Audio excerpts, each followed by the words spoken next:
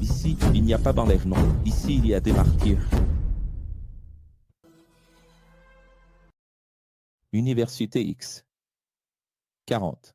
2 cours sur 72. Ce 42e, c'est Yakov, Jens, Jacques, du 1 au 5. Hier, lors du 41e cours, nous avons déjà vu les 3 premiers versets, vous vous souvenez, n'est-ce pas? À partir du verset 4. Et après avoir été passés au crible, ils apprendront la résilience jusqu'à atteindre le sommet de l'évolution, quand enfin ils seront vraiment sages.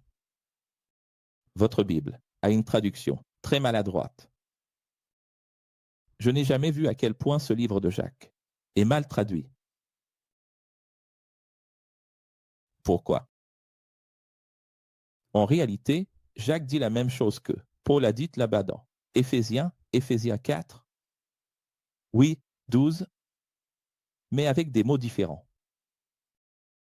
Si dans les 3 premiers versets, il a dit que la tribulation, l'angoisse, la souffrance produisent la persévérance, la résilience, la résistance, une carapace solide. Maintenant, au verset 4, il dit qu'il faut évoluer jusqu'à atteindre un point où l'on n'a plus besoin de rien selon votre Bible.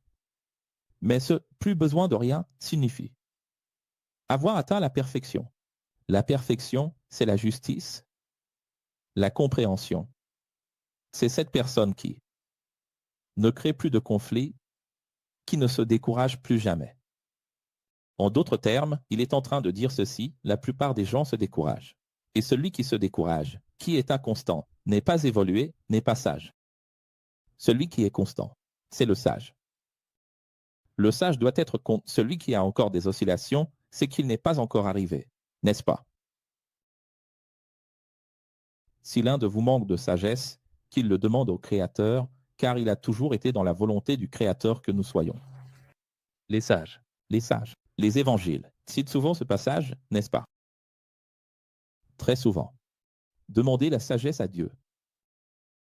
Mais savent-ils ce que cela signifie? Ils ne savent pas. Donc, l'une des choses que Dieu nous accorde vraiment quand nous prions, même à l'ancienne, c'est la sagesse, parce que c'est sa volonté, que nous soyons des sages. D'ailleurs, s'il existe une intervention de Dieu, c'est à travers les dons, à travers les compétences, à travers les facultés mentales, à travers la sagesse. Sagesse. C'est par la sagesse que l'on obtient la prospérité. Comment puis-je prospérer? Sagesse. Comment Dieu me fait-il avancer? Sagesse. Comment Dieu me protège-t-il? Sagesse. Comment puis-je marcher en sécurité? Sagesse. Mais ne dites pas que vous désirez la sagesse, mais agissez. Comme la vague de la mer, emportée et agitée par les vents. Il y a des gens qui séparent les versets sans même comprendre, mais tout le contexte parle de sagesse. D'abord, comprenons qui est Jacques. C'est le professeur de l'école Vaisseau-Mère de Jérusalem. Tu sais ce que c'est? Il a marché avec Jésus, il était très proche de Jésus. Et il dit, la sagesse, elle te garde. Équilibré, stable. Celui qui est instable, comme la vague de la mer emportée et agitée par les vents, n'est pas sage. Ce qu'il dénonce ici, c'est l'inconstance. Et c'est intéressant parce qu'on a vu ici Paul dans Hébreux 11 parler de loyauté, et maintenant Jacques vient parler de constance. Celui qui dit aimer la sagesse, mais qui, dans la pratique, agit différemment de ce qu'il prétend désirer, celui-là ne sera jamais un sage. Je ne sais pas si vous avez remarqué, mais on est un peu choqué, non? Parce qu'on venait de Jésus, raconté en 4 versions. Puis on arrive à Luc, aux Actes et à votre Bible. Et ensuite, ce n'est que Paul. Et c'est la première fois qu'on se retrouve face à un auteur différent de Paul, n'est-ce pas? Et à partir de maintenant, on va avoir ce problème parce qu'on va avoir Jacques, Jean et Pierre. Pierre, Jacques et Jean. C'est le cercle proche de Jésus qui clôture la Bible. Donc, Pierre, Jacques et Jean, dans une petite barque, ce sont eux 3 qui vont clôturer la Bible après qu'on ait tout lu de Paul. D'ailleurs, je voulais vous dire qu'on ne s'est pas vraiment dit au revoir à Paul hier lors du cours 41. Parce que maintenant, c'est fini, non? Après Philémon et Hébreu, maintenant c'est Jacques, Pierre, Jean, Jude. Encore Jean. Apocalypse. Alors, dites au revoir à Paul. Tout ce qu'il y avait de Paul est déjà passé. C'était vraiment bien, non? Très profond. Esprit d'influence reste. Merci, professeur. Paul. Non, c'était merveilleux, n'est-ce pas? Quelle lettre aux Hébreux? Maintenant, c'est un autre langage. Maintenant, c'est Yagana. Yakovina. Et ainsi de suite. Et il parle de sagesse au début, ça me plaît. Il parle de sagesse, c'est bien. Tu sais que Jacques a eu un problème avec Paul. Et tu sais que les chefs religieux, peut-être que vous ne le savez pas, ils créent encore des histoires à cause de ça aujourd'hui. Il n'y avait pas un judaïsant ici sur le live il n'y a pas longtemps, ce qui n'a finalement pas duré. Et j'ai même dit en le regardant ici, il ne savait pas que je le regardais, mais je l'étais. J'ai dit, vide ton verre, fais preuve d'humilité. Le problème, c'est qu'encore aujourd'hui, les gens qui ont le cœur plein d'ego, et à cause de cet ego, n'arrivent pas à voir la Bible. Verre plein, ils n'arrivent pas à voir. C'est incroyable, ils ont la Bible comme ça, tu vois, vraiment près, tu sais. C'est tellement près, qu'ils n'arrivent pas à voir. Alors, qu'est-ce qui arrive à ces personnes? Vous croyez qu'ils discutent encore aujourd'hui en disant que Jacques était un livre qui n'aurait pas dû être dans la Bible? Vous saviez que Luther n'aimait pas l'épître de Jacques? Parce que le père de l'Église évangélique, inspiré par le Saint-Esprit, il a dit ceci, Jacques ne peut pas être là parce que Paul a dit que les œuvres de la loi ne nous sauvent pas. Et puis Jacques arrive et dit, Paul a dit que ça sauve, puis Jacques arrive et dit que les œuvres de la loi sauvent, oui. Je vais répéter, Paul a dit que les œuvres de la loi ne sauvent pas, Jacques dit que les œuvres de la loi sauvent. Et tu sais que si tu lis la traduction de ta Bible, c'est exactement ce que tu vas comprendre. C'est incroyable, mais après avoir lu tout ce que Paul a expliqué, tu arrives à Jacques. Les œuvres de Paul sont-elles terminées? Voilà que Jacques arrive. Quand tu ouvres Jacques, Jacques dit ceci, il faut obéir au commandement. À tous. On ne peut en laisser aucun de côté. Est-ce vraiment ça? Alors, bienvenue à la lettre de Jacques dans sa version originale. Vous allez voir s'il y a vraiment un conflit entre ce que Paul a dit et ce que Jacques a dit. Est-ce que c'est cohérent? Est-ce harmonieux? Ou pas? On y va? Il commence ici avec la sagesse, c'est beau. Les personnes qui, indécises, c'est, elles ne maîtrisent pas. Les personnes indécises qui n'ont pas su dominer leur propre esprit et, pour cette raison, ne seront jamais sages. Alors, Dieu aime-t-il les personnes indécises? Dans notre cerveau, s'extrait dextre les noix. Les noix qui mangent des noix. Regardez. Cette dichotomie ici, biologique, génère une ambiguïté mentale. Et puis, il y a les personnes bipolaires. Qu'est-ce que c'est être bipolaire? C'est être à un pôle, puis à l'autre, un pôle, l'autre pôle, un pôle, l'autre pôle. Et pourquoi une personne est-elle bipolaire? Parce qu'elle veut se vaincre elle-même, elle fait des efforts, mais ensuite elle se sent mal à l'aise et la s'extradie. À quoi bon? Cède. Alors elle retourne vers le confort et elle change d'avis. C'est pour ça qu'aujourd'hui, il y a beaucoup de personnes de cette génération gâtée qui disent qu'elles vont faire les choses et c'est leur bon côté. C'est un désir d'être bon, d'être bien, de faire ce qui est juste. Ensuite, il ne faut rien parce qu'ils sont dominés par leur ego. Alors tu dis, les gens sont tous ambigus, ils sont tous bipolaires. Oui, ce n'est pas qu'ils sont bipolaires, l'être humain, tout être humain est bipolaire. Nous sommes tous ambigus. Sauf que dans cette génération actuelle, qui n'a pas eu une éducation duale, on a fini par nourrir leur ego et chaque génération qui naît maintenant est, encore, plus ambiguë et bipolaire que la précédente. La définition médicale de la bipolarité, c'est l'euphorie, la dysphorie ou la dépression. Tu vois, tu l'as vu? C'est fou. Et regarde cette définition ici, Clarisse, de 9 à 11. Quand tu montes et que tu arrives tout en haut, il y a l'honneur de ton parcours. Mais de la même façon, celui qui était au sommet et qui est redescendu à des conditions inférieures doit accepter la dualité de la vie. Tout passe, tout est comme une fleur. Le soleil se lève, apporte la chaleur, dessèche la fleur. Et la belle fleur se fane et tombe.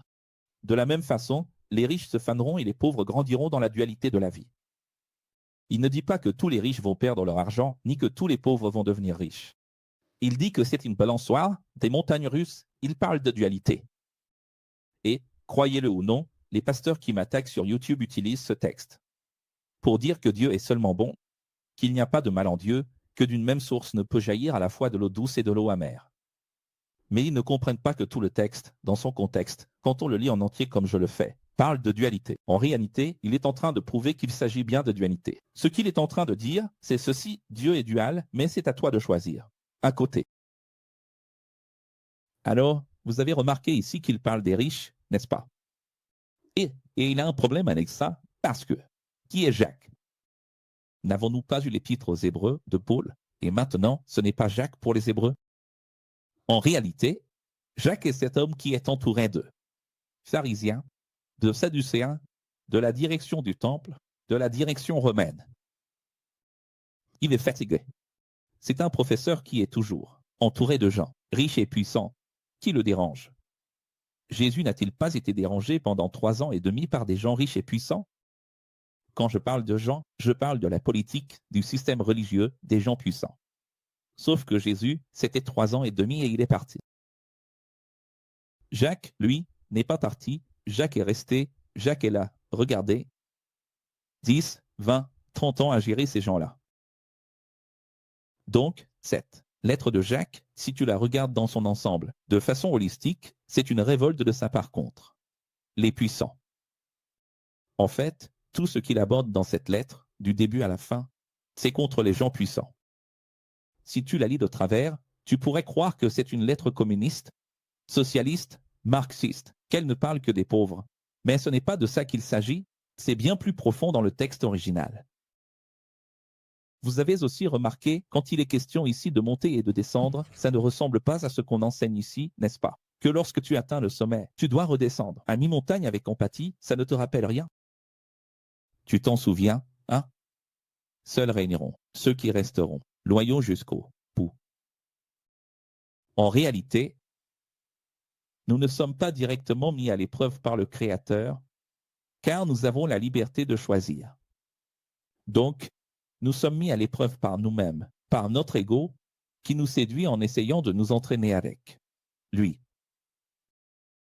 Franchement, la métaphore que Jacques va utiliser ici est incroyable, elle est vraiment magnifique. Regardez cette métaphore, l'ego essaie d'avoir de l'intimité avec nous comme une femme qui séduit. Si nous couchons avec lui et qu'il devient enceinte, le péché naîtra. Et une fois que le péché est né, vient la mort. Vainquez cette femme séductrice qui existe en vous, qui veut vous pousser à ne penser qu'à vous-même. Regardez ça, quelle définition de l'ego. Il a qualifié l'extra d'une femme séductrice. Elle, extra féminine. Intéressant, non? Il a dit, il existe une femme séductrice, comme le serpent dans le jardin, n'est-ce pas? Elle est là, en train de te séduire pour avoir une relation avec toi. Quand tu couches avec tes pensées, tu dis, je veux du confort. Tu sais quoi? Je veux du plaisir. Tu sais quoi? Je veux faire ce que veux. Tu sais quoi? Je veux mes désirs, je veux mes affaires, penser à moi, pas au tout. Alors là, tu as une relation intime avec la sextra. Et quand tu as cette relation, ce sexe avec la sextra, l'erreur naît. Vous avez compris? Oui. Le fruit de... C'est beau, non? Parce qu'en réalité, c'est un autre objectif, c'est une autre façon de parler de Satan. C'est une autre manière de parler du diable. N'est-ce pas? Maintenant, c'est intéressant. Parce que cette partie-là est utilisée par des gens contre moi. Je ne sais pas si vous le savez, ils ont fait des vidéos contre moi plusieurs fois. Et dans ces vidéos contre moi, ils disaient, c'est écrit ici dans la Bible, Jacques. Chapitre 1, versets 13 à 16, de la même source.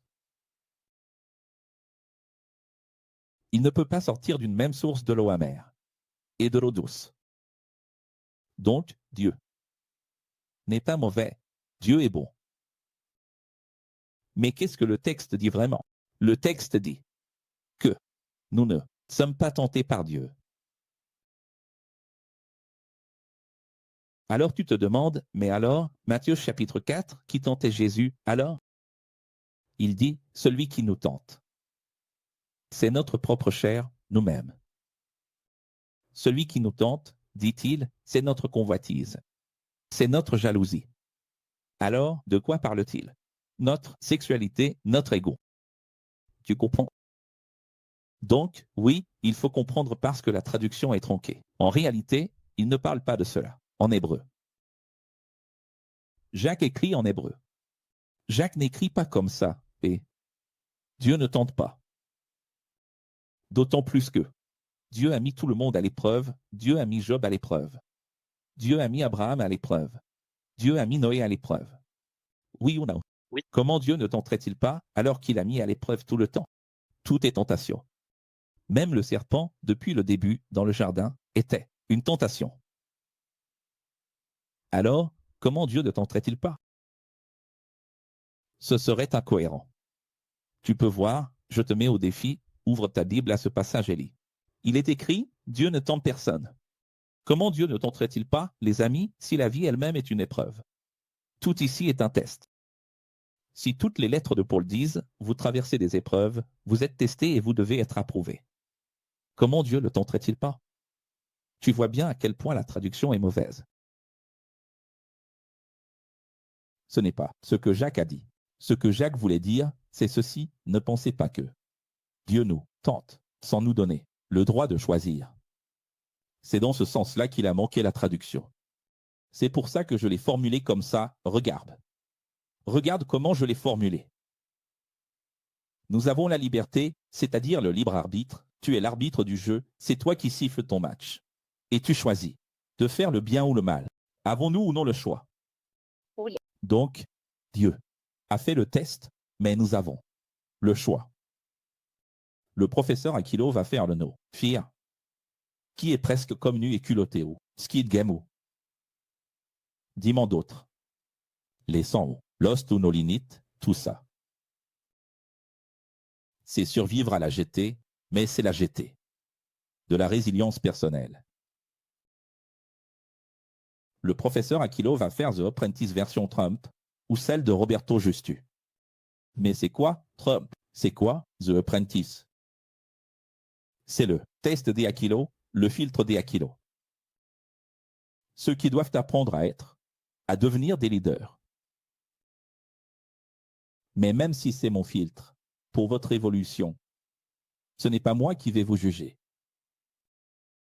En entrant dans le programme, vous serez jugé par vous-même parce que vous avez la liberté et le choix. Donc j'ai fait la proposition, mais je n'ai pas commis vos erreurs. Si vous faites ce qui est bien, vous ne sentirez même pas le tanis.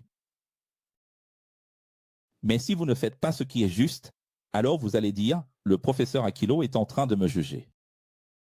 Quand ressentons-nous seulement le tanis? Quand on fait ce qui est mal. N'est-ce pas? Lorsque nous faisons ce qui est juste, nous ne ressentons même pas le regard critique. C'est donc ce que dit Thiago, faites ce qui est juste et vous ne ressentirez pas le regard scrutateur. Tu ne peux pas dire, Dieu m'a mis à l'épreuve. Mais celui qui fait le bien ne ressent même pas le mal. Pourquoi est-ce que parfois on est contrarié par la vie et on dit, je souffre tellement? Parce que tu te trompes, tu fais de mauvais choix. N'est-ce pas? Oui. Le Créateur, il n'y a ni inconstance, ni indécision, ni doute, ni méfiance envers Dieu. Il y a de la lumière, de la vérité, de la certitude et de la confiance.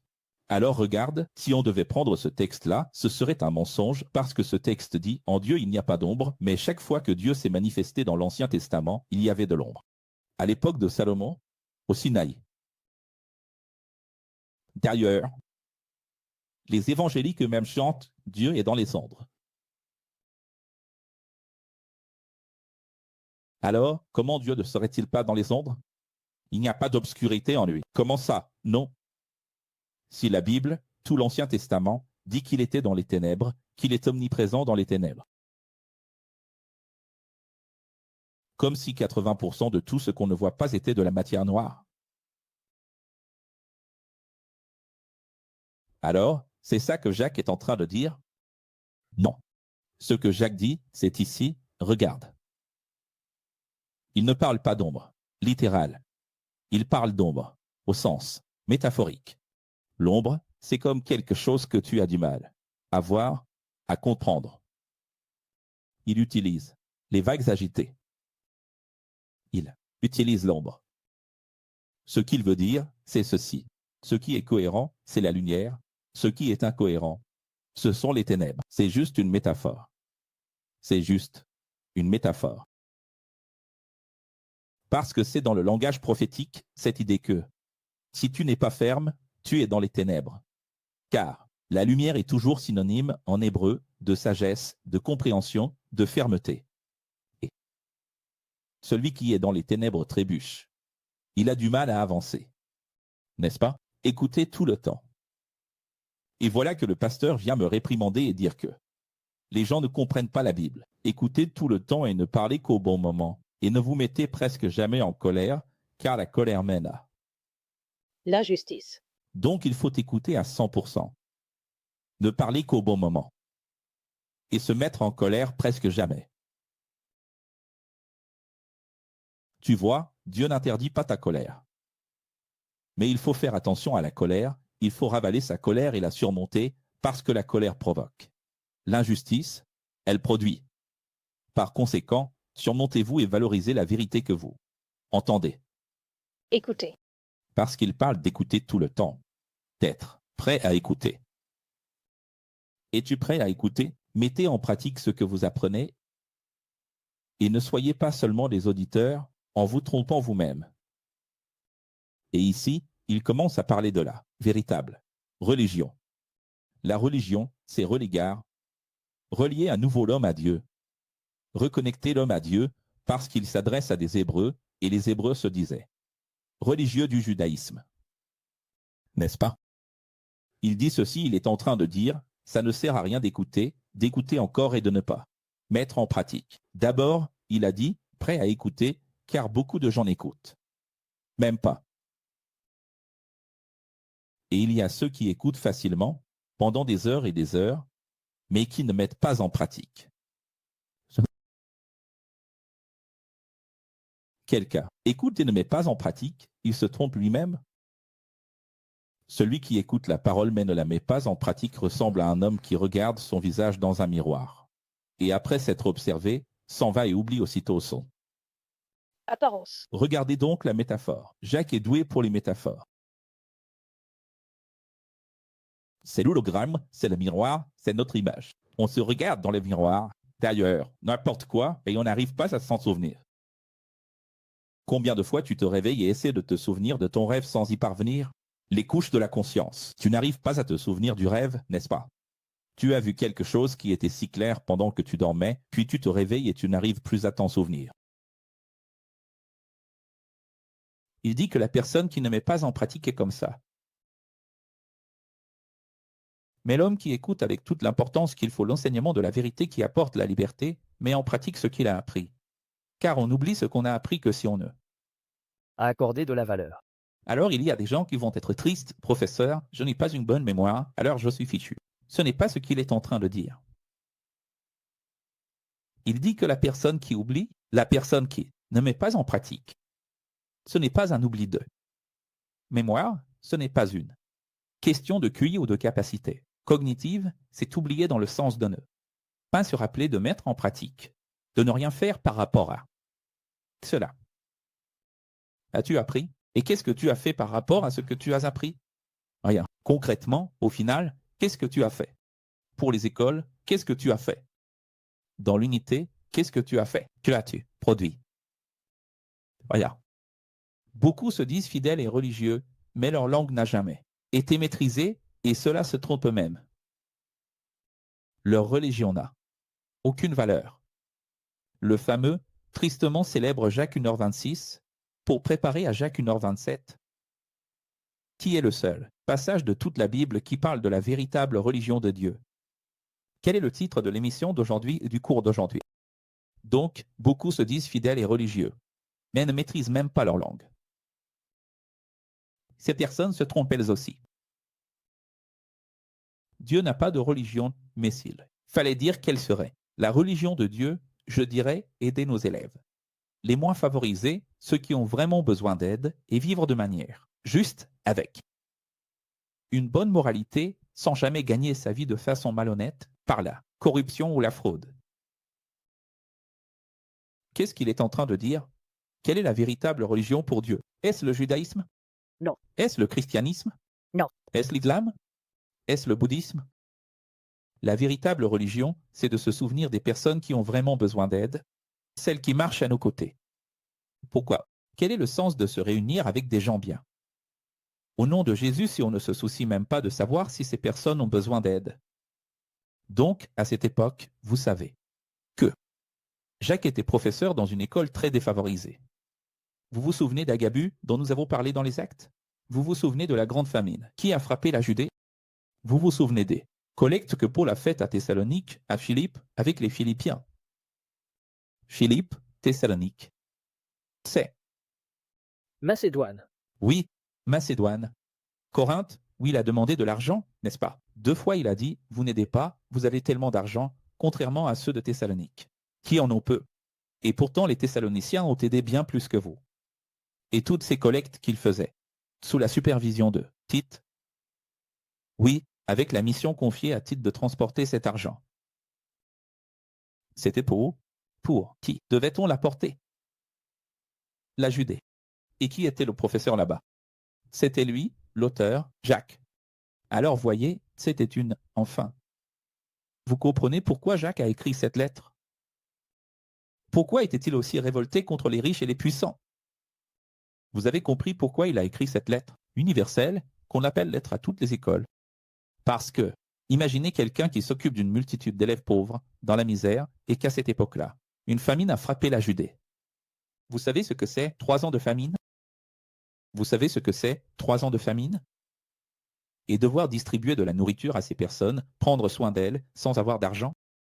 Et puis, il arrive un dos par-ci, un dos par-là, venant de loin, de là-bas, pendant que les gens vivent très bien en Grèce, vivent très bien en Asie, vivent très bien en Italie, en Espagne, et disent « nous sommes chrétiens ». Tu comprends? C'est dans cet esprit que Jacques parle. Comment pouvez-vous, dans ces écoles grecques, romaines, heureuses, européennes, dire « nous sommes si bien ici » alors que les écoles là-bas en Judée sont pleines de gens pauvres? Parce que, même s'il était toujours entouré de gens riches, les riches ne voulaient pas la vérité. En Judée, la majorité était pauvre. Vous avez compris maintenant? Il faut donc comprendre le contexte de la lettre. Je vous l'ai dit ce matin au petit déjeuner, n'est-ce pas? Qu'est-ce que j'ai dit au petit déjeuner tout à l'heure? J'ai dit, il faut connaître l'auteur. Et il faut connaître le destinataire. Si tu ne connais pas l'empathie linguistique, l'empathie littéraire, qui est l'auteur? Qui est le destinataire? Tu ne comprendras jamais la lettre. Il faut entrer dans l'esprit de la lettre. Sinon, tu vas finir comme ces gens qui ont quitté l'Église, un peu perdus. Jacques 1h27, la vraie religion, c'est de s'occuper des orphelins et des veuves. C'est pour ça que je donne ici de l'argent à des gens que j'aime. Et je suis déjà sauvé, alléluia, que mon nom soit sauvé. Loué sois-je. Ou alors, le paroissien qui prend Jacques. C'est une belle lettre, non? Il parle des œuvres de la loi, d'obéir à la loi, ce qu'on fait en allant à l'église. Qui comprend Jacques? On peut utiliser Jacques 1h26 comme une petite boîte à promesses, c'est ça? Jacques 1h26, Jacques 1h27 dit ceci, si tu dis que tu es religieux et que tu ne penses pas à l'ensemble, aux personnes qui sont aussi fidèles que toi, qui sont aussi sur le chemin que toi, et qui traversent des difficultés. Alors, on ne parle pas du petit frère. Qui vit des dons du petit frère qui, l'autre jour, m'a écrit un missionnaire écoute bien, missionnaire. Le missionnaire m'a écrit et m'a dit ceci, professeur, je n'ai presque rien dans la vie et, vous comprenez, j'aime beaucoup vos enseignements, je suis presbytre de l'Église Assemblée de Dieu. et je voudrais que vous m'offriez une Bible parce que je n'ai pas d'argent pour en acheter une. Je vis ici de l'œuvre. Dans le Certao, et là où je vis, c'est très difficile. Bon, s'il vit de l'œuvre, si l'Église lui verse au moins un petit salaire, et s'il a même Internet pour m'écrire, pourquoi ne peut-il pas acheter une Bible? S'il y tient tant. Mais c'est parce qu'il a l'habitude de demander. Tu sais qu'il y a deux façons de voir les choses, deux points de vue. La droite, Wilson, va dire ceci. La droite, si tu réfléchis comme la droite, tu vas penser ainsi. Il y a un coût que le professeur Akiko a payé, qu'il gagne de l'argent en bourse ou non, qu'il soit riche ou non, mais il a tout un coût, avec beaucoup d'écoles, beaucoup de choses. Et rien que, par exemple, pour la publicité, l'argent s'envole. Si je veux faire de la publicité, l'argent faut. Qu'on en a beaucoup et en même temps on n'a rien, parce que si on ne sait pas utiliser. Maintenant, si on sait utiliser, on fait de grandes choses. Donc ça ne sert à rien que ça arrive, parce qu'il faut toujours en faire plus. C'est comme ça qu'il devrait penser. Je vais donc faire ma part, car cette Bible a eu un coût et je ne vais pas faire de perte si je ne fais pas de profit. Si je ne rapporte pas de bénéfices, au moins je ne cause pas de perte. Mais la Sextra ne pense pas comme ça. La Sextra pense, lui, il en a. Pour lui, ça ne manque pas. Qu'est-ce qu'une de plus parmi tant d'autres? L'autre jour, à l'émission, il a dit qu'Aline préparait un flan à la noix de coco. Pour eux. Pendant que moi, tu sais ce que je mange? Sauf que le flan à la noix de coco qu'il y a ici, c'est pour tout le monde qui est ici. Alors tu vois, l'état d'esprit. Il y a une façon de voir les choses. Quand tu veux voir les choses du mauvais côté, tu les vois, ça ne sert à rien, n'est-ce pas? Alors, quelle est la véritable religion? Celle qui relie l'homme à Dieu? Paul disait que c'était Jésus, c'est Jésus, mais Jacques, dans ce contexte, a dit. En fait, ce que Jacques est en train de dire, c'est ceci. Vous vous frappez la poitrine en disant « J'ai raison. Ma foi est juste, mais votre foi ne sera pas juste si vous ne faites rien pour les personnes qui ont faim ici. » Parce qu'il y avait la famine en Judée. Ce n'est pas cette personne qui n'a jamais même pas un mur, qui n'a jamais changé de matelas et qui reste là allongé en disant « Je suis au chômage, ce n'est pas facile, non. » Vous savez que seulement 5% des Brésiliens sont au chômage? Seuls 5% des chômeurs, ces jours-ci, n'ont pas de travail.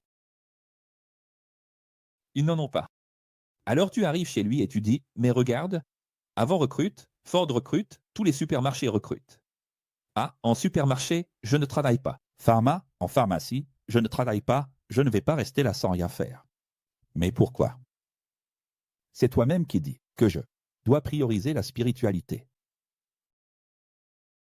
Ouais, oui. Quel avocat? Eh ben, place extra. Femme séductrice. La femme séductrice est là, regarde. L'ego, c'est le sommet body love, regarde l'ego, regarde l'ego. N'est-ce pas? Oui, il se lève même avec la dextra comme ça, après le passage, et il dit « Je vais le faire, je vais m'unir au tout et je vais changer de vie. » Mais là, la sextra arrive habillée. À un moment donné, je ne sais pas quand.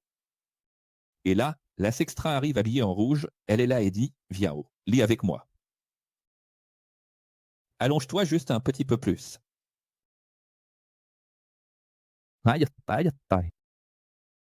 La véritable religion de Dieu, tu vois, on n'aurait pas dû subdiliser. Le chapitre 2, c'est traiter tout le monde de la même façon.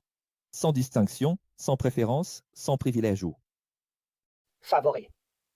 C'est intéressant, parce que qu'est-ce qui se passe? Tu passes au chapitre 2, tu te dis, c'est un autre sujet, il n'y a pas de chapitre ni de verset dans les originaux. Alors tu dis, ce sont les versets 26 et 27 qui parlent de la vraie religion. Non, la véritable religion, c'est toute la lettre. Tu ne vas pas prendre le verset 27 ici, regarde, je vais le remettre à l'écran, et dire, c'est ça, la vraie religion. Non, la vraie religion, c'est tout ce qu'il est en train de dire. Maintenant, il va parler d'égalité. Il n'y a pas de distinction, de discrimination, de privilège ou de favoritisme. Il n'y a pas de passe-droit. Supposez que, lors d'une réunion de l'école de Jésus, vous voyez arriver un homme portant une bague en or et des vêtements luxueux de marque, et qu'arrive aussi un homme pauvre avec des vêtements usés et peut-être même sales. Si vous accordez une attention particulière au premier, parce qu'il est riche, peut-être puissant, peut-être célèbre, un leader religieux ou politique, et que vous le placez sur une chaire, ou dans les églises, sur l'autel, à un endroit plus élevé, qui est toujours le plus haut, n'est-ce pas, l'endroit sacré, privilégié, et que le second, qui est pauvre. Vous le laissez sans la même opportunité que celle donnée aux riches. N'êtes-vous pas en train de faire de la discrimination? Maintenant, nous devons nous rappeler ce qu'est un être humain en évolution, parce que vous devez vous souvenir des actes encore, acte 15, Galatin. Un certain Jacques, venu de Jérusalem à Antioche, quand il a vu Pierre manger avec les païens, il n'a pas aimé ça. Tu te souviens? Un certain Jacques. Mais les gens font des erreurs, n'est-ce pas? Les gens évoluent. Nous évoluons. Là, il était déjà évolué. Mais vous voyez bien que ce qu'il dit est très sérieux, très beau. C'est la distinction entre les personnes. J'ai déjà vu quelqu'un prêcher et dire, la parole de Dieu, le moment de la parole de Dieu, c'est le moment où Dieu nous parle directement. C'est le moment le plus important du culte. Et le pasteur a demandé le silence et a commencé à prêcher. Et là, la sénatrice Gleisi Hoffmann est arrivée. Toute l'église s'est levée, la prédication s'est terminée, ils lui ont donné la parole, elle a parlé quelques minutes. Il n'y avait plus de prédication. La parole de Dieu était finie parce que la sénatrice était arrivée. Parce que la sénatrice n'avait que ce moment-là pour parler et devait partir. J'essayais de comprendre ces choses. Une autre chose que j'essayais de comprendre, c'est quand une personne très simple venait, tu sais, il faisait les ourlets de pantalon, tu vois Maria. Je crois que c'est lui-même qui les faisait, les fils étaient tous visibles d'une autre couleur. Donc le pantalon était beige et le fil était rouge. Je pense qu'il n'y avait que du fil rouge à la maison. Et il venait avec un petit costume de friperie vraiment moche, ce costume. Moche, oh, quel costume moche. Tout froissé, chiffonné, mal taillé, mal ajusté. Il s'habillait vraiment très mal. Et quand il passait dans l'église, que la nef était immense. Jusqu'à ce qu'il arrive devant, je fréquentais l'église la plus belle de Curitiba, tu vois. Considérée comme l'église la plus chère, la plus belle, la mieux architecturée. Et quand il arrivait devant, le temps qu'il arrive, moi qui étais assis, presque tout au fond, quand je n'étais pas là-haut, occupé. Ça, c'était pendant mes dernières années, tu vois, avant de quitter le système. Je m'asseyais au fond, je restais juste avec Vendée là-bas, à regarder, jusqu'à ce qu'on m'appelle. Et les gens passaient comme ça, tu vois, ils passaient et les gens critiquaient. Et moi, j'entendais ici, juste à côté de moi, derrière moi, devant, les gens qui chuchotaient. Et tu sais quel était l'état d'esprit des gens? Des docteurs? Des Russes? Des gens qui ont réussi? L'état d'esprit, c'était « Pourquoi ce type est-il encore ici au siège? Pourquoi il ne demande pas une lettre pour aller dans nos églises plus simples? Genre, c'est la honte, on a 500 personnes bien habillées et puis il y a celui-là qui arrive comme ça. Pourquoi il ne demande pas une lettre et ne va pas dans une église plus petite? Il n'a pas sa place ici. » Je regardais tout ça. Tu comprends? Donc j'ai toujours vu ça. Dans les synagogues où je suis passé. Et qu'est-ce que Jacques est en train de dire? Les choses qu'il a vues dans la synagogue où il est passé. C'est la même chose. Je n'arrive pas à comprendre comment on peut privilégier ceux qui ont déjà toutes les conditions sociales pour être acceptés. Jésus est venu pour les moins favorisés et aussi pour les riches, à condition qu'ils aiment leur prochain. À quoi bon dire qu'on suit la vérité, mais trébucher sur l'essentiel, qui est de traiter tout le monde de la même façon?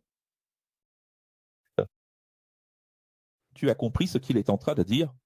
Alors prends ta Bible, compare, et là tu vas comprendre ce qu'il veut dire, car tous les commandements de la première Bible se résument. L'amour. Donc, il y a peu, nous avons vu une personne judaïsée. Oui, s'il était juif, juif orthodoxe, il serait sauvé par sa vérité relative. Juive. Tu sais, les juifs seront sauvés par leur vérité relative. Mais lui, ce n'est pas le cas, c'est un Brésilien païen qui essaie de se judaïser et qui dit qu'on doit suivre la loi. Il était là il y a un instant en train de vous citer des textes, et vous l'écoutiez avec respect, mais il a dit des choses absurdes, comme par exemple que Paul a fait un vœu. Mais il ne connaît pas le contexte que nous avons expliqué, il n'a jamais vu le contexte, il a seulement écouté des rabbins. Le prosélytiser. C'est triste, non? Maintenant, que dit James? Car tous les commandements se résument dans l'amour. N'est-ce pas ce que Jésus a dit? Comment Jacques, qui était parent de Jésus, marchait à ses côtés, a écouté Jésus pendant 1260 jours, et après que Jésus soit parti, il va enseigner quelque chose de différent. Et il dit, nous devons obéir à tous les commandements. Si nous n'obéissons pas à un seul commandement, nous devenons coupables de tous. Cela ne serait-il pas complètement incohérent avec tout ce que Jésus a dit? Quel genre de professeur a marché aux côtés de Jésus tout ce temps sans rien comprendre? Alors, qu'est-ce qu'il est en train de dire? C'est ce qui est écrit. Maintenant, il dit des choses bien plus profondes que cela et nous allons voir ça tout de suite. Si vous n'aimez pas, vous recevrez un jugement. Et la seule façon d'éviter la condamnation, c'est d'aimer. Ça ne sert à rien de dire qu'on est croyant si on n'aime pas, car croire ne sauve pas. Croire sauve-t-il? Non. Si une élève ou un élève a besoin de vêtements ou de nourriture, de moyens de subsistance de base, et que vous vous contentez de dire, comme le font les religieux, que la paix de Jésus soit avec vous. Quelle valeur votre foi aura-t-elle pour Dieu? Alors voyez, il ne dit pas qu'il ne faut pas saluer avec la paix. Il dit que les Juifs avaient l'habitude de dire shalom à des personnes qui mouraient de faim. Et dire encore, je vais prier pour toi. Je me souviens du jour où je me suis cassé la jambe, c'est même arrivé à Alex. Je me suis cassé la jambe, j'aurais pu avoir une thrombose, j'aurais pu mourir en 6 mois. Tu sais combien de personnes sont déjà mortes après s'être cassé la jambe? Tu sais combien? Regarde sur Google. Ah, là. La partie de la jambe que je me suis cassée est mortelle, c'est facile d'en mourir. Et moi, dans cette situation, stressé par tout ça, prenons soin de ma santé avant tout, essayons de garder mon équilibre spirituel pour aller bien. Et je recevais des messages sur mon téléphone de gens qui disaient « Je souhaite que tout aille bien, professeur. Je sais que vous écrivez ce vœu, mais moi, j'aurais honte. Si je ne peux rien faire, blablabla, alors je ne le ferai pas. » Tu trouves ça normal qu'une personne qui habite près de l'hôpital, où j'étais, dise « Je souhaite que vous alliez bien ». Et pire encore, la responsabilité, faire porter la responsabilité à Dieu. Il y a des gens qui m'ont écrit « Comme vous touchez tout le monde. Comme vous touchez beaucoup d'écoles et que vous avez une très belle mission, c'est sûr que tout va bien se passer. » Tu sais, cet amour en parole doit disparaître. N'aime personne avec des mots. Si tu ne peux rien faire, alors ne dis rien. Et ici, il est dit, à quoi ça sert de savoir qu'une personne est vraiment en train de mourir de faim? À cause d'une adversité, locale, régionale, d'une situation, je ne sais pas, une sécheresse, trop de pluie, une destruction, comme cela s'est produit au Rio Grande do Sul, n'est-ce pas? Une véritable adversité. Et là, tu regardes cette personne et tu lui dis, je vais prier pour toi. Je souhaite que tu ailles bien. C'est comme ça? Eh bien, si quelqu'un a froid ou a faim, ton salut religieux ou ta prière ne servira à rien pour cette personne, n'est-ce pas? C'est Thiago qui parle, pas moi. Moi, je ne fais qu'appuyer ses propos. Donc, dire qu'on est croyant, mais ne pas aider ceux qui en ont vraiment besoin. C'est une religion. Morte. Montre-moi, regarde comme ce texte est beau. Montre-moi ta religion qui ne se résume qu'à la foi et à la prière, et moi, je te montrerai la vérité, que je suis.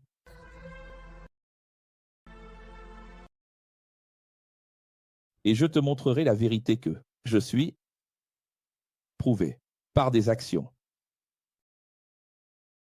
On va remettre ça à l'écran pour toi. Digit. Montre-moi ta religion, qui ne repose que sur la foi et la prière, et moi, je te montrerai la vérité que je suis, prouvée par. Acte. Acte. Par l'action. Professeur Jacques, mais moi je crois que Jésus est Dieu.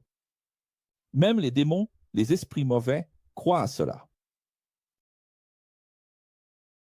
Tu vois, tu sais que cette phrase-là n'est pas une phrase fermée.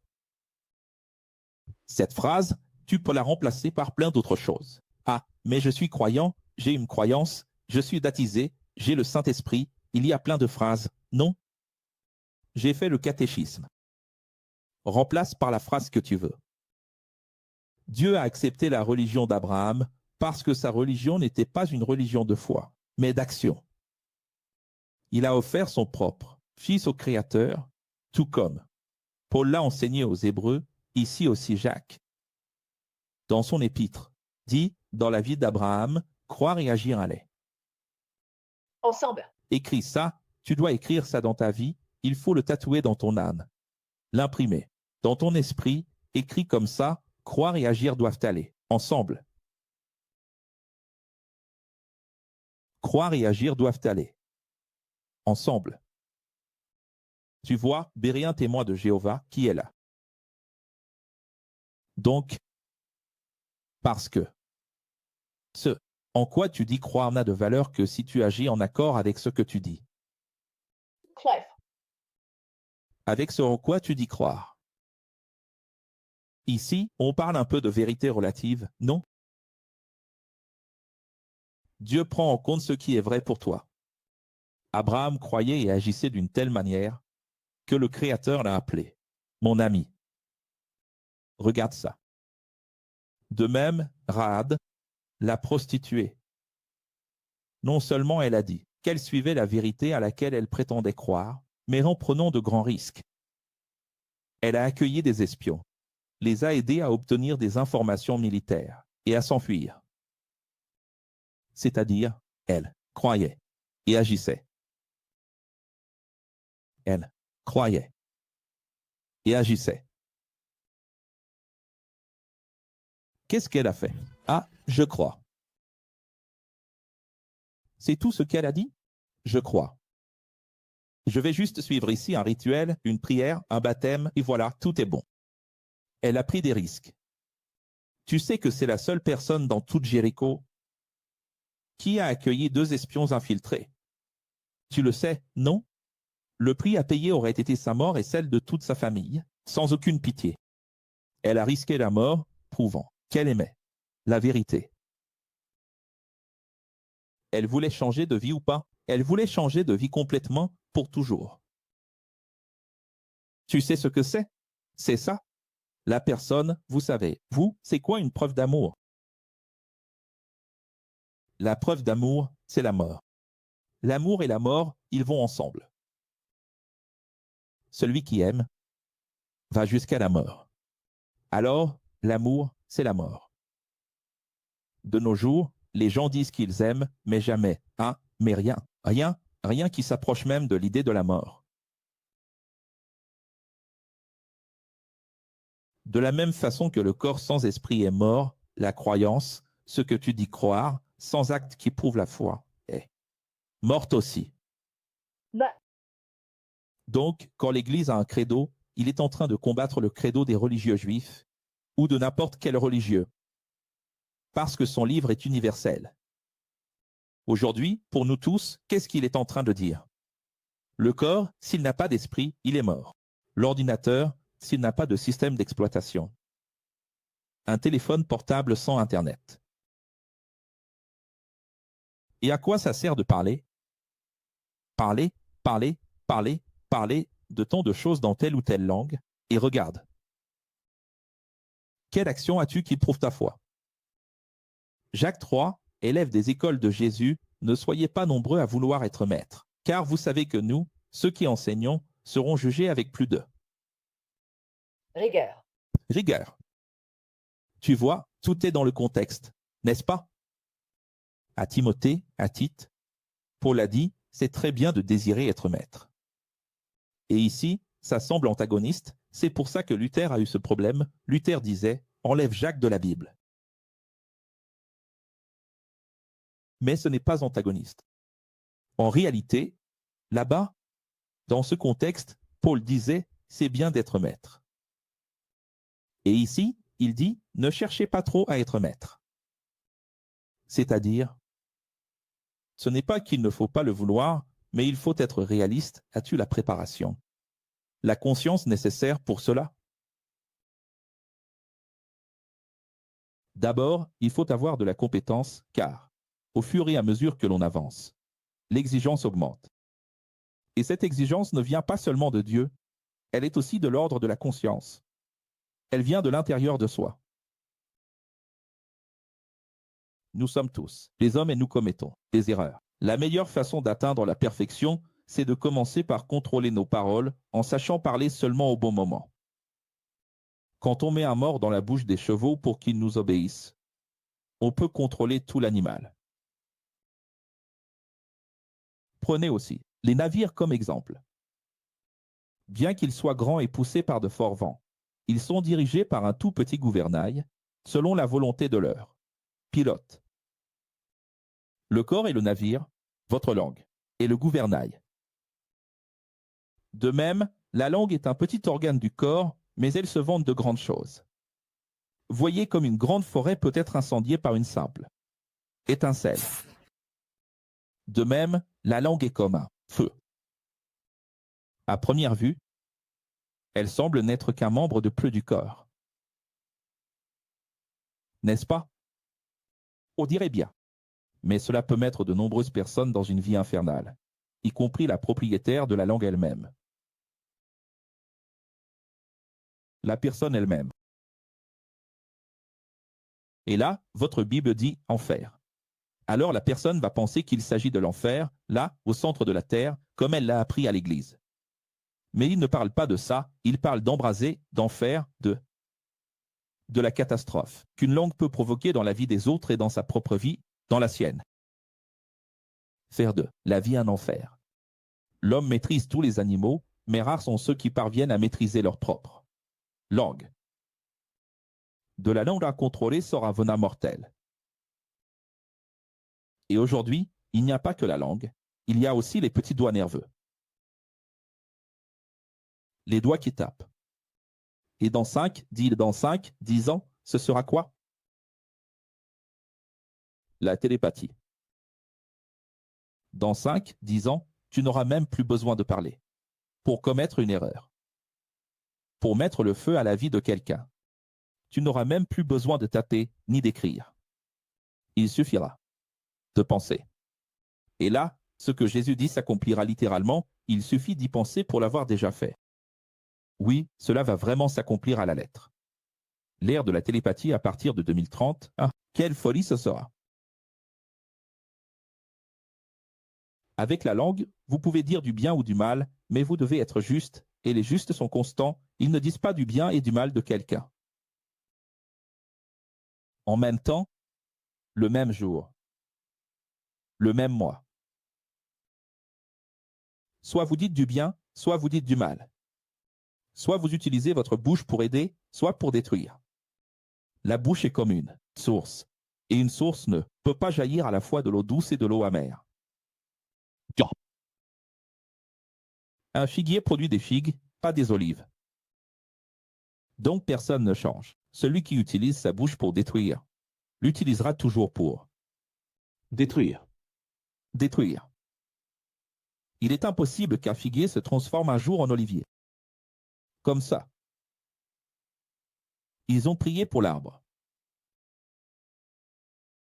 Et un jour, le figuier te regarde et dit « Pardonne-moi, je promets qu'aujourd'hui je vais produire des olives. » Salut.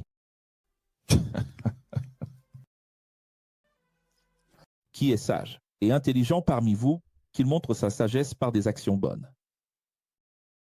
Que fait un sage? Il agit, il prouve qu'il est sage.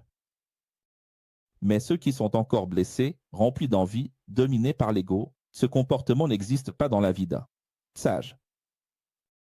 Ce comportement, il dit, est diabolique, démoniaque, parce qu'il est égoïste. Diabolique, c'est l'ennemi du bien. C'est le contraire de ce que cela devrait être. L'ego et la rancœur ne produisent que la division. La sagesse divine produit la paix, l'amour, la sincérité, l'égalité, c'est ce dont il parle depuis le début de la lettre. l'égalité, car sans égalité, il n'y a pas d'unité. Les sages ne sèment que des graines de paix, car les sages sont des artisans de paix. Jacques chapitre 4, tous les conflits qui existent entre vous viennent de l'ego. Certains d'entre vous convoitent des choses. Ils ne les possèdent pas. Ils passent leur vie à faire le mal pour obtenir ce dont ils rêvaient. Et, quand ils n'y parviennent pas, ils se frustrent, puis vivent de mauvaise humeur, semant la discorde. C'est le cycle de l'homme, il élabore des projets, mais n'atteint pas ses ambitions, parce qu'il doit avoir plus d'argent que sa sœur, que son frère, pour prouver à son père et à sa mère. Plus que le gendre, plus que la belle-fille. Quelle absurdité! Ouais. Prières qu'ils adressent à Dieu sont toujours dictées par l'ego, ne pensant qu'à eux. Même quand vous ne pensez qu'à vous, vous devenez adultère, infidèle, car être séduit par l'ego, c'est trahir le Créateur. Il revient à la métaphore de la séduction. Il dit ceci, si tu aimes les choses de cette vie, ce que dans les églises on pense être, les choses physiques, matérielles du monde, mais en réalité c'est ne penser qu'aux choses terrestres et oubliées, l'ensemble, le but de Jésus. Alors, qui était Jésus? Il était toujours en train de marcher, avec le tout, d'unir le tout, de rassembler le tout, d'aider le tout et de ramener le tout vers le tout. Mais qu'est-ce que fait la personne séduite par l'ego? Elle laisse de côté le tout et ne pense qu'à elle-même, marche pour elle-même, avance pour elle-même, fait sa propre volonté, parce que c'est confortable. Et en faisant ta propre volonté, tu es adultère. Dans la première Bible, on trouve même un passage qui dit que l'Esprit de Dieu est jaloux de nous. Mais pourquoi? Parce que nous avons un contrat avec le Créateur. Si nous avons un contrat avec Dieu, dans la métaphore que Dieu a utilisée prophétiquement, il est jaloux de nous. Pourquoi est-il jaloux? Parce que nous nous sommes mariés avec la vérité. Dieu est l'ennemi de ceux qui ont de l'ego, mais il est l'ami de ceux qui pensent au tout. Par conséquent, vainquez-vous vous-même. Si vous résistez à votre ego, il vous laissera en paix. Soyez loyaux envers l'Esprit de Dieu, c'est-à-dire ne trahissez plus le Créateur. Chaque fois que vous ne pensez qu'à vous, vous trahissez Dieu. Et voici le fameux verset, résistez au diable et il fuira loin de vous. Ah, comme ils utilisent cela, mais en réalité il dit, résiste à toi-même, vains-toi toi-même, vains cette femme séductrice qui existe en toi. À ceux qui sont infidèles, au Créateur, arrêtez aujourd'hui votre infidélité. Il dit, attristez-vous, déplorez, pleurez. Changez le rire en lamentation et la joie. Triste. Quelle misère, n'est-ce pas? Quel verset triste, n'est-ce pas? Celui-ci, il n'y a pas de prêche dessus. Mais de quoi parlait-il ici? Il dit que la seule façon pour toi, qui as été infidèle jusqu'à aujourd'hui, qui as toujours pensé à toi-même, plein d'ego, faisant ta propre volonté, la seule façon de te corriger pour toujours, et d'être pardonné, c'est de t'humilier. Il dit, humiliez-vous aujourd'hui, devant le Seigneur, afin qu'il y ait encore du pardon. Il faut s'humilier. Aujourd'hui, pourquoi parle-t-il ainsi? Sois attristé, déplore, pleure, humilie-toi, car c'est la seule façon d'obtenir un quelconque pardon. Ne dites jamais de mal des autres et ne jugez pas non plus les autres. Tu n'es pas le juge de ton frère. Pour qui te prends-tu pour juger ton frère ici? Il a presque fait un Romains 14 ici, non? Jacques, il a parlé de façon très similaire à ce que Paul a dit là-bas dans Romains 14. Qui es-tu pour juger ton frère? Il n'y a qu'un seul législateur et juge, celui qui, sauvé, qui condamne. Donc c'est dual, n'est-ce pas? Sauve et condamne, il suffit de dire sauve et détruit. Écoutez maintenant, vous qui ne pensez qu'aux choses matérielles. Aujourd'hui ou demain, nous irons dans telle ou telle ville, nous y passerons un an. Remarquez, un an. Nous ferons des affaires et nous gagnerons de l'argent. Vous ne pensez qu'à la matière? Regardez. Si je ne l'explique pas comme je viens de le faire, vous ne comprendrez pas ce passage de votre Bible. Parce que votre Bible dit ceci, écoutez. Votre Bible dit ceci. Votre Bible dit simplement, aujourd'hui ou demain, nous irons dans telle ou telle ville, nous y passerons l'année, nous ferons des affaires, nous gagnerons de l'argent. Et là, il dit, insensé. Tu vois comme ta Bible est troquée. Où est le problème ici? Dis-moi où est le problème pour quelqu'un de dire « Je vais dans une autre ville, je vais y passer un an, je vais faire des affaires et je vais gagner de l'argent. » Dis-moi où est le problème. Dis-moi où est l'erreur. Tu vois que ta Bible est mal traduite? Parce que, quelle est l'erreur que la personne est en train de commettre? Quel est le problème? Et là, ta Bible dit « Ne dis jamais ça. » Tu dois dire « Si Dieu le veut, si c'est la volonté de Dieu, j'irai. » Et alors, dans les églises, ils ont littéralement créé cette expression qu'il est obligatoire de dire « Si Dieu le veut, Inch'Allah. » Si Dieu le veut. Si c'est la volonté de Dieu, alors chez les évangéliques, il y a ce cliché « Si c'est la volonté de Dieu, j'irai à cause de ce texte. » Mais ce n'est pas ça qui est dit ici, mon fils. On va comprendre? Vous ne pensez qu'aux choses matérielles? Vous ne savez même pas ce qui vous arrivera demain. Qu'est-ce que votre vie? Vous êtes comme la brume qui apparaît un court instant puis se dissipe. Au lieu de cela, vous devriez dire « Je vais m'occuper des choses matérielles. Mais d'abord, je vais prendre soin de ma spiritualité. » Donc, il parle ici de donner la priorité à la spiritualité. Il ne dit pas que c'est un problème de voyager dans une ville et de gagner de l'argent. Mon Dieu, quel est le problème si je passe un an quelque part et que je gagne de l'argent? De cette façon, si c'était vrai, alors Jacques aurait de plus en plus de pauvres à l'école, de plus en plus de chômeurs, de plus en plus de gens. Et qui voudrait aider toutes ces personnes? Parce qu'elles ne travaillent pas. Parce qu'il dit lui-même, ce n'est pas bien d'aller de ville en ville pour gagner de l'argent. Mais ce n'est pas ce qu'il dit. Il parle de priorité. En fait, il dit, dans son langage, ce que Jésus a enseigné autrefois. Tu te souviens de Matthieu 6? C'est Matthieu 6, dans le langage de Jacques. Tu te souviens que Jésus disait, ne vous inquiétez pas de ce que vous mangerez? C'est exactement dans ce sens-là. C'est juste que ta Bible est mal traduite. Vos projets de vie ne peuvent pas être uniquement matériels. C'est ça qu'il est en train de dire. Réfléchissez à cela, parce que celui qui sait faire le bien et ne le fait pas, il se trompe et sera Condamné. condamné. Donc, il dit ceci, si tu connais la vérité, que le royaume d'en haut passe en premier, pourquoi tu passes ton temps à ne faire que des plans matériels? Je vais finir mes études, ensuite je m'occuperai de la spiritualité. Je vais faire quelques diplômes, ensuite je m'occuperai de la spiritualité. Je vais prendre ma retraite, ensuite je m'occuperai de la spiritualité. C'est ça qu'il critique. Tu dois faire coexister la spiritualité et la matière, parce que tu es comme une brume, qui se dissipe. Pour qui te prends-tu? Parce que la personne a l'ego de dire « je vais faire ceci et cela, puis je penserai à la spiritualité ». Mais comment peux-tu affirmer que dans 4 ans tu seras bien? Comment peux-tu prévoir que dans 10 ans, quand tu prendras ta retraite, tu seras bien? Tu t'es déjà demandé combien de personnes me regardent et se disent « Quand on sera en 2030, je m'approcherai du professeur Acre pour faire ce qu'il faut, ça doit être bientôt le moment. » Et puis elles meurent avant. Ou alors elles tombent malades avant. Ou elles perdent tout avant. Qu'est-ce qu'on fait alors?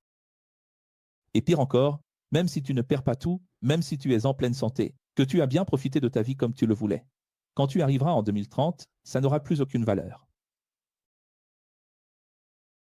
Parce que tu es intéressé. Tu as voulu acheter ton salut parce que c'est écrit ici, regarde, celui qui sait ce qui est juste, qui sait faire le bien et ne le fait pas. Il pêche, il se trompe, il sera condamné. Dernier chapitre, Jacques 5. Les matérialistes, je vous le dis, aujourd'hui vous ne faites que vous amuser, mais demain vous pleurerez quand viendra la misère spirituelle. Votre richesse a pourri, et les mythes ont rongé vos vêtements. Même votre or et votre argent ont rouillé. Tu sais bien que l'or et l'argent ne rouillent pas, donc c'est de l'exagération, c'est un langage hyperbolique.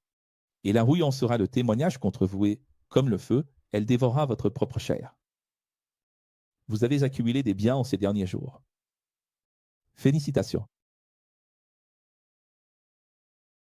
Qu'est-ce que vous pouvez dire lors d'une réunion de famille? J'ai acheté un appartement, une maison, une nouvelle voiture, encore une voiture, un voyage, une formation. Bon, félicitations. Regardez le salaire de vos employés. Est-ce que ce sont des salaires décents? Ou bien vous vous enrichissez illégalement en gagnant de l'argent grâce à des fraudes, des arnaques et de l'esclavage? Vous savez qu'à cette époque, il y avait beaucoup d'esclavage, et même aujourd'hui, il y en a encore, hein, imaginez. Chaque goutte de sueur, ou de larmes, de vos employés, le Créateur, est en train de l'enregistrer. Ou bien, vous avez vécu dans le luxe sur terre, profitant des plaisirs, et vous vous êtes gavé de nourriture lors de fêtes, et encore des fêtes, de jours fériés et encore des jours fériés. Ici, il est dit ainsi, des célébrations, n'est-ce pas? On fête parce qu'on a atteint un objectif, ouvert une nouvelle entreprise. Des choses qui ont apporté des victoires, des réussites financières et personnelles. Ils sont toujours en train de célébrer, de faire la fête. Vous blessez des gens pour gravir les échelons de la vie et vous ne leur accordez même pas leurs droits fondamentaux. Le cultivateur attend avec patience l'arrivée des pluies d'automne et de printemps. De la même manière, nous attendons le grand jour du Seigneur où il jugera toutes les injustices. C'est-à-dire, ce jour viendra. Le printemps approche. Pétrichor, pétrichor. Le printemps va arriver pour vous. J'exhorte aussi à cesser de vous plaindre, les uns des autres derrière les portes. Votre Bible ne dit pas derrière les portes, c'est moi qui dis toujours ça, n'est-ce pas? Le clec, on ferme la porte. Mais dans les textes originaux, il est dit ceci, arrêtez de vous plaindre en cachette. N'est-ce pas? C'est cette habitude de toujours se plaindre des gens et des choses. Non, émoticône, bouche cousue, c'est abominable. Soyez exemplaires comme l'étaient les prophètes de la première Bible. Soyez patients et exemplaires, comme Job. Pourquoi cite-t-il Job? Il parle de ne pas se plaindre, de ne pas être ingrat, râleur.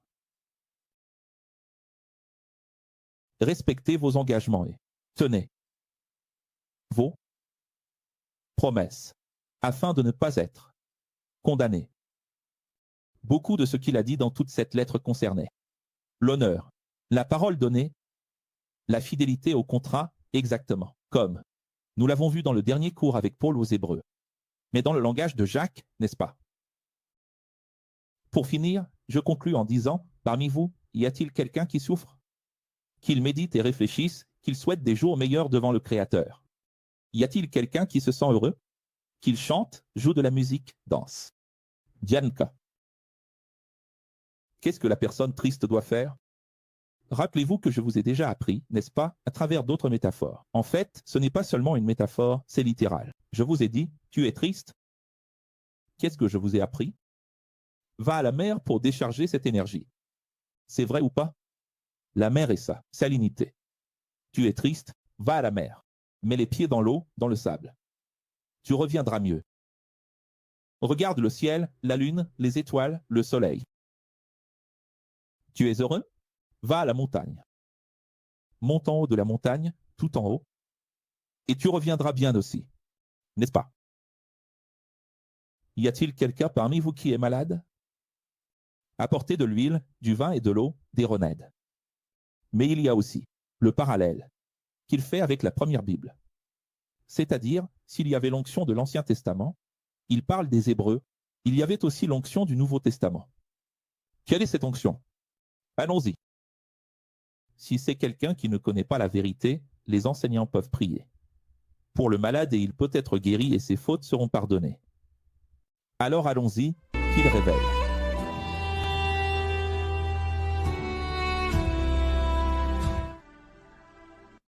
Votre Bible dit, s'il a commis des péchés, il lui sera pardonné. Autrement dit, il s'agit de personnes qui ne connaissaient pas le Seigneur. Pardon. Quand il s'agit de pardon, on ne parle pas de prière entre croyants, mon Dieu. Qu'est-ce que pensent les églises? C'est d'aller chez Maria, chez Johanna, chez Joao, qui a la grippe, mal au dos, ou même un cancer.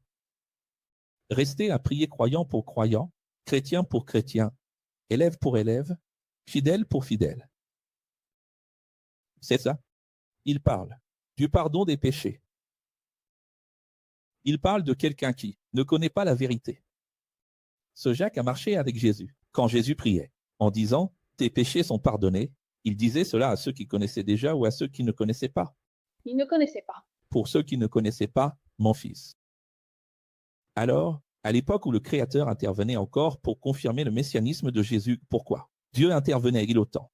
Entre l'an 29 et 70 après Jésus-Christ, pourquoi y avait-il tant d'interventions, de miracles, de guérisons, de signes? Pour confirmer le messianisme. D'ailleurs, tout ce contexte est complètement expliqué et révélé ici dans le Codex. Alors ne viens pas me demander, à moi ou aux autres. On peut expliquer le contexte de Jacques. 5h15. Il suffit de prendre ta Bible, original Codex, d'ouvrir à l'épître de Jacques. Il y a des pages et des pages qui expliquent tout cela. Surmonter l'ego de la paresse. 20. Cette femme séductrice qui te dit « Reste encore un peu avec moi ». Donc, les péchés peuvent être pardonnés et les malades peuvent être guéris, si celui qui demande à Jésus est un. Juste. Parce qu'à cette époque, qui connaissait la vérité? Très peu de personnes dans le monde. Aujourd'hui, comment veux-tu que le presbytre, c'est-à-dire l'enseignant local, aille chez quelqu'un prier pour guérir les maladies d'une personne qui croit déjà, qui sait déjà, qui connaît déjà la vérité? Quel est le sens? Rappelez-vous d'Élie, qui, bien qu'étant un homme, a prié avec ferveur pour qu'il ne pleuve pas, et il n'a pas plu sur la terre pendant 3 ans et demi. C'est magnifique. Il cite Élie, parce que Jacques est juif de naissance, enseignant des Hébreux de Jérusalem, de Judée. Imaginez. Je ne sais pas si vous avez remarqué, mais sa lettre est très différente de celle de Paul, n'est-ce pas? Elle n'est pas destinée aux païens, elle est très hébraïque, très juive. Mais même en citant Élie, il dit ceci, il pria de nouveau et le ciel donna. La pluie et la terre produisit ses fruits. Le Créateur fait de grandes choses pour un juste. J'ai ajouté, sans impliquer tout son peuple. Pourquoi? Parce que lorsque Dieu est intervenu à travers la vie d'Élie, et qu'il n'a pas plu pendant 3 ans et demi, puis qu'il a plu ensuite, vous savez, c'était parce que cela concernait tout le peuple, l'unité des Yahudim, n'est-ce pas? Évidemment, il ne dit pas cela pour que quelqu'un sorte dehors, comme on le fait encore aujourd'hui dans certains cultes, et dise « Seigneur Jésus, fais que la pluie s'arrête ». D'ailleurs, c'est très facile de faire arrêter la pluie pendant les journées d'été, non? Ces petites pluies légères, fait que la pluie s'arrête. J'aimerais bien voir ça pendant ces pluies torrentielles où la météo annonce 3 jours de pluie d'affilée, fait que la pluie s'arrête là. Vas-y donc. Pourquoi Dieu écouterait-il un homme, plein d'égout et de vanité, devant les autres et le ferait-il devenir une idole, surnaturelle, juste parce que la pluie s'est arrêtée? Dis-moi. N'est-ce pas juste une citation de sa part pour remplir les gens de foi à l'époque? Pour que les gens comprennent qu'ils pouvaient aller chez d'autres personnes qui ne connaissent pas la vérité. Et que, oui, les maladies pouvaient partir. Et les péchés seraient pardonnés. C'est-à-dire, et si jamais tu as peur? Ah, et si je vais chez? Et ces choses sont arrivées avec Jésus, avec Paul, avec Pierre. Moi? Est-ce que ce pouvoir s'étend à moi? Est-ce que j'ai cette capacité? Alors il cite Élie pour que les gens soient remplis de cette foi. Tu comprends? Dans ce contexte, à cette époque, avec cette compréhension, qu'est-ce que les gens font? Ils prennent ce passage de la Bible aujourd'hui et vont de maison en priant. On va prier, on va prier, on va prier, on va prier, on va prier. Vous imaginez, professeur? Raconte la bénédiction, quels sont les témoignages? Ton mal de tête s'est-il amélioré? Je vais mieux. Amen. Le pasteur est venu ici, il a prié pour moi. Je vais déjà mieux. Parce que, possiblement, qu'est-ce qu'un mal de tête, une céphalée, une migraine? Presque tout ce qu'on a, qui est très courant tous les jours, ou presque tous les jours, ce sont des choses qu'on appelle des accumulations psychologiques. Et ces accumulations produisent des manifestations physiques, des conséquences biologiques. Donc, la fatigue. Parfois même des élancements. Parfois. Aide-moi là. Oui, des vertiges, des engourdissements, tout cela est possible avec des troubles psychosomatiques. Et c'est ce qu'il y a de plus courant. Maintenant, le chronique va guérir? Les problèmes chroniques, réels, congénitaux, vont-ils guérir? Pourquoi le pasteur, qui est plein de foi, quand il arrive chez quelqu'un qui a mal au dos, à la colonne ou une grosseur, quelque part, dit « au nom de Jésus » et fait tout un effort? Mais quand il sait que la personne est en phase terminale d'un cancer, il ne prie plus de la même façon, n'est-ce pas? Il dit « Seigneur, que ta volonté soit faite ». Parce qu'il sait que c'est un cancer, il sait que c'est congénital, il sait que c'est la fin du traitement.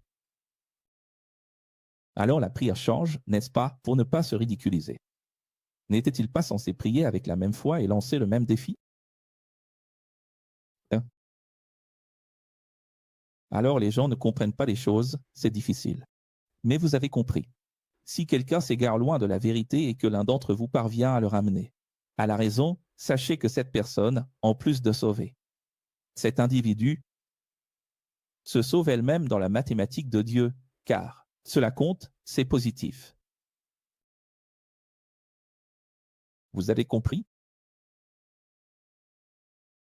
Oui, c'est l'un des versets que j'aime en ce qui concerne la mathématique et la sotériologie, parce que comment Dieu agit, n'est-ce pas? Soyons honnêtes, comment Dieu agit-il? C'est bien avec ce public-là où je me trompe?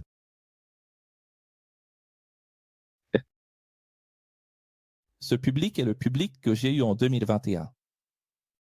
Et c'est même exactement ce public-là.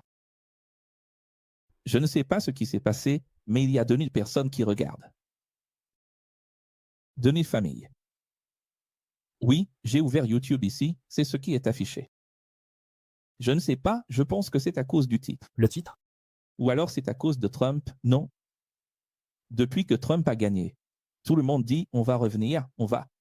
Et moi je parle de dysphorie ici, tu vois? C'est ce verset-là. Je parle de dysphorie. On va revenir parce que Lacre avait raison. On va revenir, Lacre avait raison. N'est-ce pas, Wilson? On va revenir, Lacre avait raison. Eh ben, quelle tristesse. Tu vois. Toujours été. Et que quelqu'un se détourne de la vérité. Imagine quelqu'un qui commençait à découvrir la vérité et qui a été détourné. L'un de vous y va et le fait revenir. Regarde, prends conscience, ton chemin, tu vas te condamner.